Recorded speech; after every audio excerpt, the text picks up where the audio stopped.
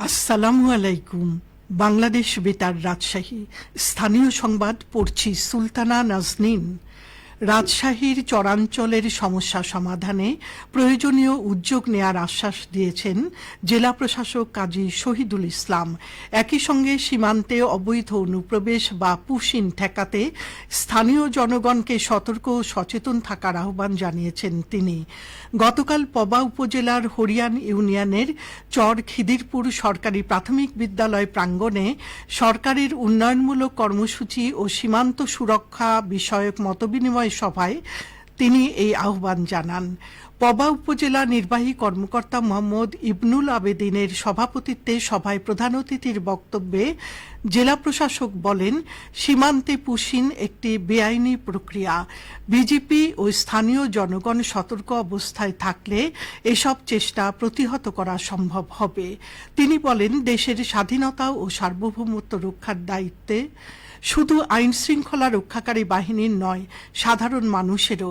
সীমান্ত এলাকায় কোনো ধরনের অবৈধ অনুপ্রবেশের ঘটনা যাতে না ঘটে সে বিষয়ে সবাইকে সজাগ থাকতে হবে। সভায় আরও উপস্থিত ছিলেন অতিরিক্ত জেলা প্রশাসক মোহাম্মদ মইনুল হাসান, সহকারী কমিশনার মোহাম্মদ মেহেদি হাসান সহ স্থানীয় জনপ্রতিনিধি ও গণ্যমান্য ব্যক্তিরা। Bogura chamber of commerce and ইন্ডাস্ট্রিজের দ্বিবার্ষিক নির্বাচন 2026 উপলক্ষে প্রার্থীদের মধ্যে প্রতীক বরাদ্দ ও আনুষ্ঠানিকভাবে নির্বাচনী প্রচারণা শুরু হয়েছে। গতকাল শহরের ঝাউতলা এলাকায় চেম্বার ভবনের সম্মেলন কক্ষে প্রতীক বরাদ্দ অনুষ্ঠিত হয়। নির্বাচন পরিচালনা কমিটির চেয়ারম্যান ও অতিরিক্ত জেলা নির্বাচন কর্মকর্তা মোসাম্মদ আসিয়া খাতুন প্রার্থীদের মধ্যে প্রতীক বরাদ্দ করেন। এতে পরিচালক পদে 22 জন প্রার্থী বিভিন্ন প্রতীক পেয়েছেন।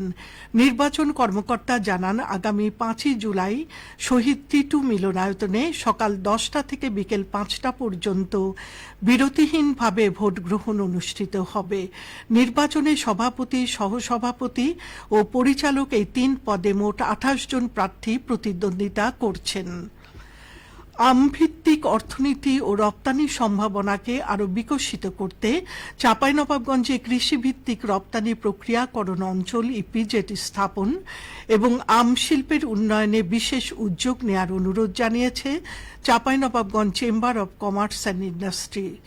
গতকাল চেম্বার ভবনের সম্মেলন কক্ষে সাংবাদিকদের সাথে মতবিনিময়কালে সভাপতি আব্দুল ওয়াহিদ সোনা মসজিদ স্থলবন্দর ও রোহনপুর রেলবন্দরকে পূর্ণাঙ্গ বন্দর ঘোষণারও দাবি জানান।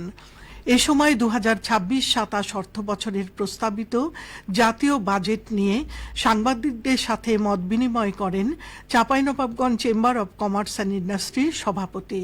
একই সঙ্গে তিনি এবারের জাতীয় বাজেটকে ব্যবসা, বিনিয়োগ ও কর্মসংস্থান বৃদ্ধির জন্য সহায়ক হিসেবে অভিহিত করে এটিকে জনবান্ধব বাজেট হিসেবেও আখ্যা দেন। মতবিনিময় সভায় চেম্বারের সিনিয়র সহ সভাপতি খায়রুল ইসলাম সহ সংগঠনের পরিচালকগণ উপস্থিত ছিলেন। সিরাজগঞ্জ সদর উপজেলা আইন শৃঙ্খলা কমিটির মাসিক সভা অনুষ্ঠিত হয়েছে।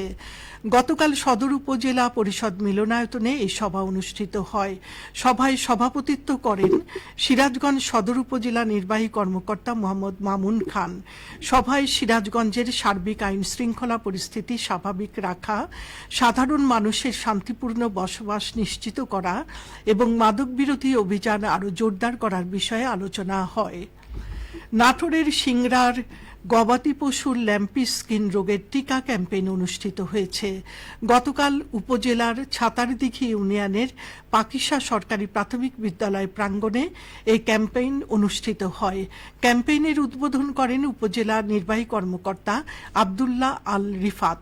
এ সময় উপস্থিত ছিলেন উপজেলা প্রাণী সম্পদ কর্মকর্তা ডাক্তার তাশরিফুল ইসলাম, উপজেলা veterinary surgeon doctor Yunus Ali. উপজেলা প্রাণী সম্পদ কর্মকর্তা জানান, গবাদি পশুর ল্যাম্পি স্কিন ও খুরা রোগ প্রতিরোধে সিংড়া উপজেলা প্রাণী সম্পদ দপ্তর ভেটেরিনারি হাসপাতাল নিয়মিত ইউনিয়ন পর্যায়ে ও খামারি পর্যায়ে টিকার ক্যাম্পেইন ও টিকাদান কর্মসূচি পরিচালনা করছে। খামারিদের যে কোনো প্রয়োজনে সবসময় পাশে থেকে সেবা দিয়ে যাচ্ছে। খেলার খবর ক্রিকেট। সিরাজগঞ্জে ইসলামিয়া কাউন্ট্রি প্রিমিয়ার লিগের ক্রিকেটের ফাইনাল খেলা ও পুরস্কার বিতরণ অনুষ্ঠিত হয়েছে। গতকাল ইসলামিয়া সরকারি কলেজ মাঠে খেলা ও পুরস্কার বিতরণ অনুষ্ঠিত হয়। ফাইনাল খেলায় মুখোমুখি হয় ইসলামিয়া টাইটান্স ও ইসলামিয়া লায়ন্স। তীব্র প্রতিদ্বন্দ্বিতাপূর্ণ খেলায় ইসলামিয়া লায়ন্স বিজয়ী হয়।